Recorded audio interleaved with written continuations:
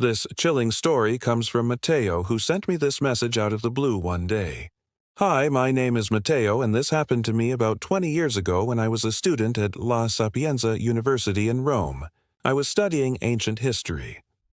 One day, I was walking around Rome, and I stumbled across a construction site near the Vatican where they were building a new museum.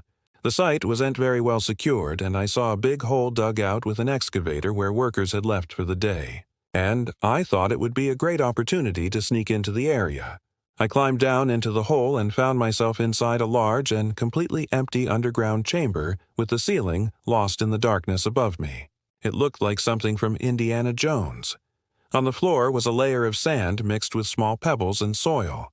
It didn't look like any kind of tomb or burial chamber that I knew of.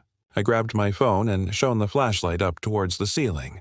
Then I noticed hundreds of holes where bats had made their homes. I began exploring the catacombs and noticed a narrow opening in the far corner which led to a vertical shaft. Inside the shaft, I could feel the air getting colder and a damp breeze brushed against my face. Curiosity got the better of me and I climbed down into the pitch-black hole. At first I couldn't see anything, but then my eyes adjusted and I realized I had entered another chamber. In the flickering light of my phone, I could see rows upon rows of stone sarcophagi. But there was something strange about them. They were too clean. They were made of a white marble that I had never seen before and had intricate carvings along their surfaces. The only other thing in the chamber were two statues of sphinxes, each flanking the entrance. I tried to call out, but my voice wouldn't leave my throat. There was something unnerving about the place that made me want to run away. I took a few steps forward and felt something crack under my foot. When I bent down to investigate, I saw that it was just a small pebble.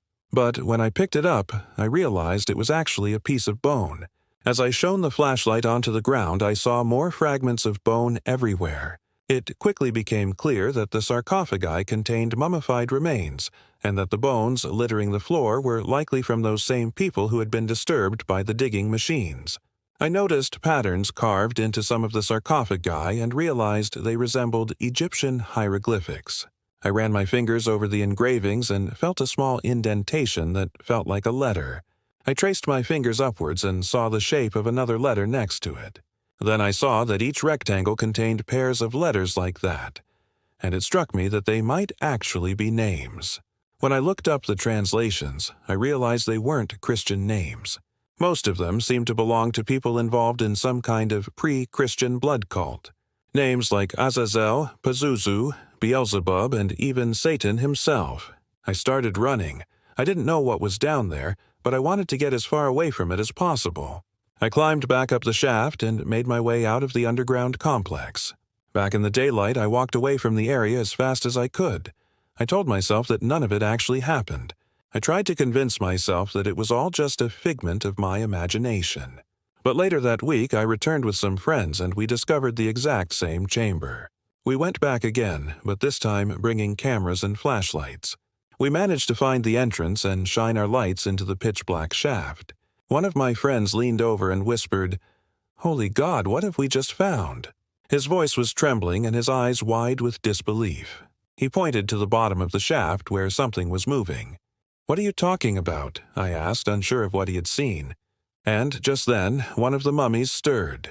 We watched in horror as one of the sarcophagi began to move, and then the mouth of one of the mummies opened. We screamed and turned to run, but we didn't dare look back. We didn't stop running until we were miles away. Now, here's the twist.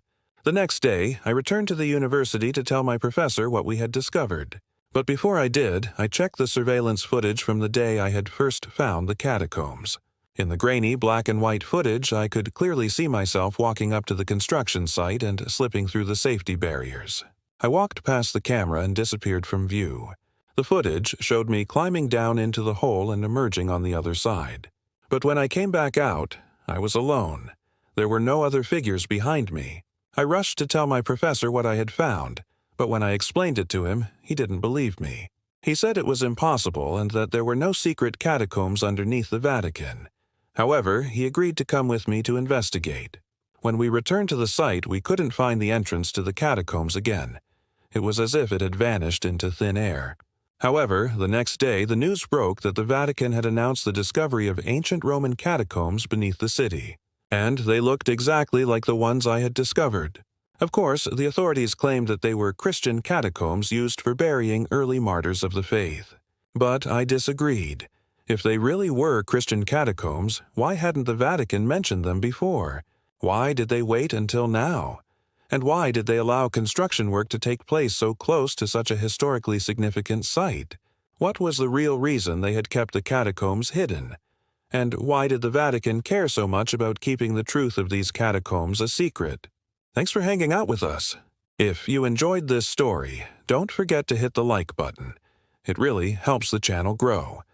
Make sure to subscribe and turn on the notification bell so you never miss a new video. Your support keeps this channel alive and lets us bring you even more creepy, mysterious content. Thanks for watching, and see you in the next one.